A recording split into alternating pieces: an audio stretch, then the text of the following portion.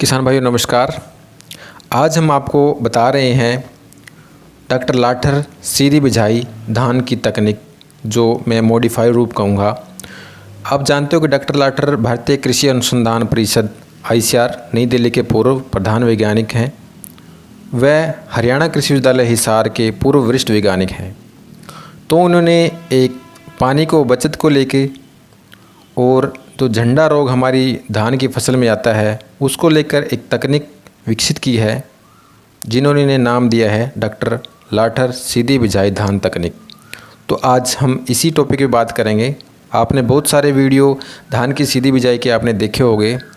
तो इन्होंने अपनी एक प्रैक्टिस तैयार की है। ये दावा करते हैं कि इस प्रैक्टिस से अगर धान की सीधी बिजाई की गई तो अच्छी पैदावार और झंडा रोग मुक्त और 40 से 50% आप पानी की बचत कर सकते हैं। चलो ज़्यादा समय ना लेते हुए शुरुआत करते हैं। तो पहले बात आती है कि धान की सीधी बिजाई में कौन सी फसलें लें।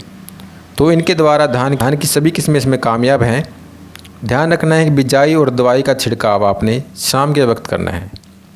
पहले 45 दिन तक फसल की रंगत आपको अच्छी नहीं लगेगी, मन नहीं लगेगा आपको खेत में। आपने 45 दिन तक हौसला बनाए रखना है।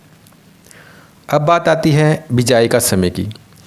बीज की मात्रा 7 से 8 किलो बीज प्रति एकड़ काफ़ी रहेगा।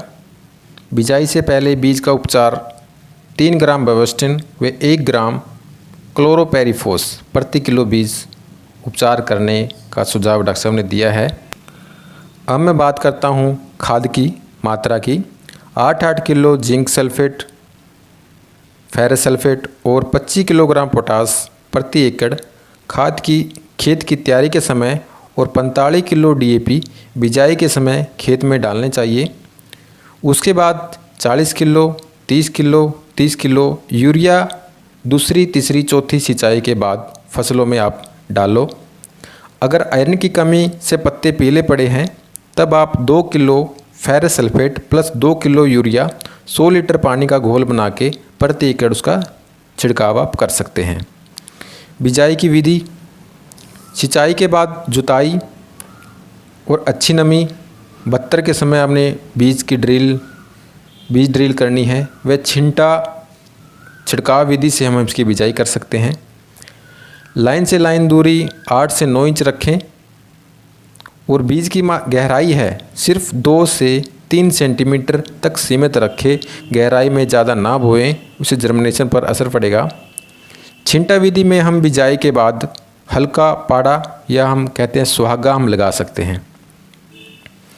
उसके बाद बात आती है बुआई के बाद। अगर पहले 7 दिनों में बारिश हो तो भूमि की सख्त परत को तोड़ने के लिए आपने सिंचाई करनी है, नहीं तो पौधे बाहर नहीं आ पाएंगे।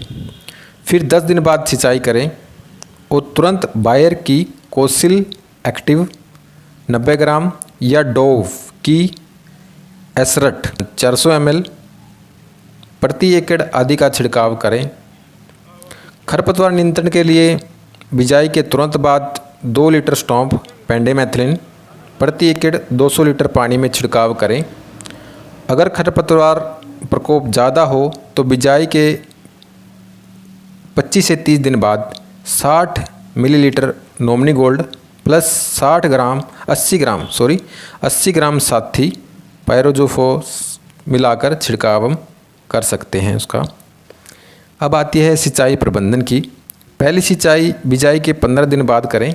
उसके बाद सीमित सिंचाई गीला सूखा प्रणाली से 10 दिनों के अंतराल पर वर्षा आधारित आप कर सकते हैं। अब आती है बीमारियों की और कीट प्रबंधन की। निम्नलिखित दवाइयों का हम आपको डॉक्टर साहब ने बताया है कि इसकी मात्रा हम 100 लीटर पानी में प्रति एकड़ का छिड़काव कर सकते हैं। जो हमारी एक बीमारी आती है तना गलन के लिए 8 किलो कार्टेप प्रति एकड़ को 10 किलो रेत में मिलाकर 10 दिन की फसल पर आपने छिड़कना है उसमें रेता में मिला के। दूसरा पत्ता लपेट लीफ फोल्डर बोलते हैं जिसको, और तना छेदक स्टेम बोरर। उसके लिए आप मोनोक्रोटोफॉस 200 ml या क्विनोलोफॉस 400 ml का छिड़काव हम कर सकते हैं। तीसरी बीमारी की बात आती है ब्लास्ट। ब्लास्ट आने पर आप 120 ml बीम या सेविक या 160 ग्राम कार्बेंडाजिम बाविस्टिन के नाम से आप उसका स्प्रे कर सकते हैं।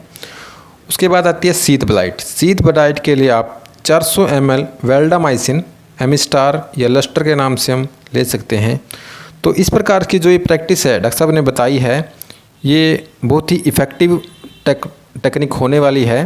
तो किसान भाइयों से निवेदन रहा कि इस प्रकार से जो ये डॉक्टर साहब ने टेक्निक सुझाई है, इस प्रकार से आप करें।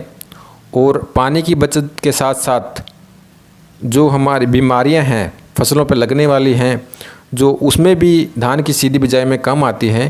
क्योंकि आप देखते हो कि धान की सीधी बिजाई में जो पत्ता होता है वो पीलापन लिए रहता है पूरी फसल तक, और जब तक पीलापन रहेगा पौधे के ऊपर वहाँ पर कम रस चूस कीड़े आएंगे, कम बीमारियाँ आएंगी। तो इसके लिए आप पैदावार भी बढ़ेगी आपकी, और आपका जल प्रबंधन भी होगा, वहाँ भी आप बचाव कर सकते हो पानी का, और पैदावार भी अच्छी होगी। तो किसान भाइयों, अगर आपको वीडियो अच्छा लगा तो किसान भाइयों को ज़रूर भेजें, और इस पानी बचाने की मुहिम में डॉक्टर लाठर की सीधी बिजाई का प्रयोग करें, और दूसरे किसानों भाइयों को भी वीडियो भेजें, ताकि इस तकनीक का फ़ायदा उठाकर डॉक्टर साहब जो पानी बचाने की मुहिम में लगे हैं उसको हम साकार कर पाएँ, और जो हमारा जल दिन प्रतिदिन नीचे जा रहा है उसको हम एक लेवल पर लाके हम अपने विरासत को भी अच्छा पानी और स्वच्छ पानी दे पाएँ। सभी साथियों का बहुत बहुत धन्यवाद, आपने वीडियो बड़े ध्यान से देखा। और इसके लिए जो हमारा YouTube चैनल है, हम एग्रीकल्चर से संबंधित वीडियो इस पर डालते रहते हैं।